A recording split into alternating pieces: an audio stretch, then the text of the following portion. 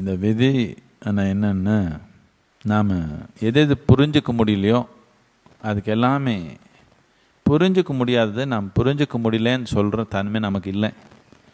புரிஞ்சிக்க முடியாதது விஷயத்துக்கு எல்லாமே ஒரு விளக்கம் கொடுக்கணும்னு நமக்கு ஆசை. நம்ம அகங்காரத்து நிலையை இப்படி தான். எனக்கு தெரியாதுன்னு சொல்கிறது ரொம்ப கஷ்டம் மனிதனுக்கு.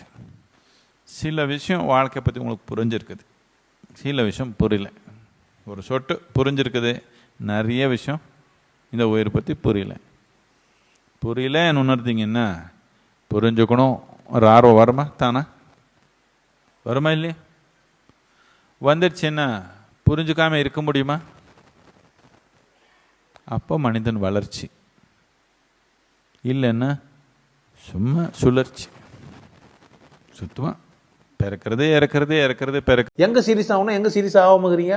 எது உங்களுக்கு சீரியஸ் மேட்ரு? செத்தா எங்கடா போவோம், யாரா கூட இருப்பாங்கன்னு கேட்டிங்களா? நீங்கள் கேட்டிங்களா? விதி எல்லாம் செத்து போகிறாங்க, என்ன நடக்குதுன்னு கேட்டிங்களா? விதியை கூர்ந்தே கவனிக்கல. நீங்கள் உங்கள் மதி கொண்டு விதியை பார்க்கவே இல்லை. ஏமா ஒன்றும் என்னென்னோ சொல்கிறான் கேட்டுனுக்கிறீங்க. அதெல்லாம் என் தலையத்துன்னு ஒரு ஒத்துன்னு வாழாமல் போயிடுறீங்க.